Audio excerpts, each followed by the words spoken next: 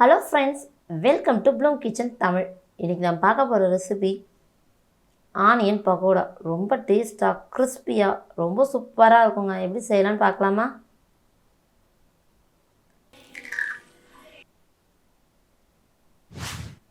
இதுக்கு தேவையான பொருள் 3 பெரிய வெங்காயத்தை நீளமாக சன்னமாக வெட்டியிருக்கேன். நல்லா பெரிய வெங்காயமாகவே தான் எடுத்திருக்கேன். அரை ஸ்பூன் ஜீரகம் சேர்த்துக்கிறேன். இதில் அரை ஸ்பூன் பெருஞ்சீரகம், பொரியும் போது வாசனை சூப்பராக இருக்கும். இதுக்கு பச்சை மிளகாய் 2 பொடியாக நறுக்குனது சேர்த்துக்கிறேன். தனி மிளகாய்த்தூள் 1 ஸ்பூன், பெருங்காயத்தூள் 1/4 டீஸ்பூன், உப்பு தேவையான அளவு. இது எல்லாத்தையும் போட்டுட்டு பூண்டு 3 பூண்டு நசுக்கி சேர்த்துக்கிறேன். இது நல்லா வாசனை கொடுக்கும். அதுக்காக நல்லா மிக்ஸ் பண்ணிக்கணும். ஏன்னா உப்பு மிளகாத்தூள் போடுறப்ப வெங்காயத்துலேருந்து ஒரு தண்ணி வரும். அந்த தண்ணிக்காக தான் அது வந்ததுக்கப்புறம் இப்போ 6 டேபிள் ஸ்பூன் கடலை மாவு. 3 வெங்காயம் எடுத்துருக்கேன். அதுக்கு 6 டேபிள் ஸ்பூன் கடலை மாவு எடுத்துக்கிறேன். 3 டேபிள் ஸ்பூன் அரிசி மாவு எடுத்துருக்கேன்.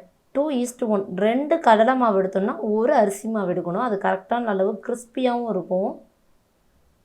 இப்போ அதில் இருக்கிற தண்ணியே போதுமானது. இப்போ பிசைஞ்சிட்டேன். 2 டேபிள் ஸ்பூன் எண்ணெய் கிறிஸ்பிக்காக சேர்க்குறேன். காய்ச்சாத எண்ணெய் தான் அது. இப்போ நம்ம பகோடா போட ரெடி ஆகிடுச்சு. எண்ணெய் நல்லா சூடு பண்ணி மிதமான ஹீட்டில் வச்சுருக்கேன். எண்ணெய் சுட்டுருக்கான்னு பார்க்குறேன். பாருங்கள், சுட்டுருச்சு. நான் போட்ட வெங்காயம் மேலே வந்துடுச்சு. இப்போ நம்ம எடுத்து நல்லா பிசைஞ்சு விட்டு போடணும். அப்போ தான் தூள் தூளாக விழுவும். இல்லை முத்தையாக விழுந்து உருண்டையாக போயிடும் பக்கோடா. இந்த மாதிரி நல்லா இது பண்ணி விடணும். இங்கே பாருங்கள், நல்லா திரிச்சு போட்டால் தான் நல்லா எல்லா பக்கமும் பிரிஞ்சு வரும். வேகும் போது நல்லா தனித்தனியாக வேகும்.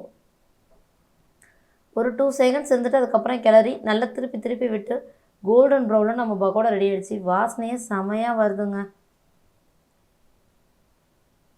நம்மளை ஆனியன் பக்கோடா ரெடிங்க. மிச்சம் இருக்க மாவு எல்லாத்தையும் இதே மாதிரி போட்டு எடுத்துக்கணும்.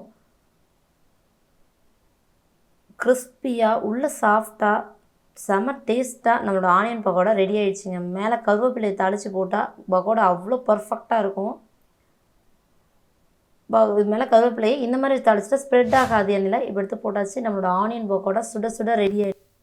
இந்த ரெசிபி நீங்கள் ட்ரை பண்ணி பாருங்கள். இது உங்களுக்கு ரொம்ப பிடிச்சிருந்துச்சுன்னா ப்ளூம் கிச்சன் தமிழுக்கு சப்ஸ்கிரைப் பண்ணுங்கள்.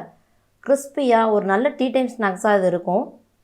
ரொம்ப சூப்பராக இருக்கும். இதை நான் உங்களுக்கு நுறுக்கி காட்டுறேன் பாருங்கள். இந்த சவுண்ட் உங்களுக்கே ஃபீல் ஆகும்.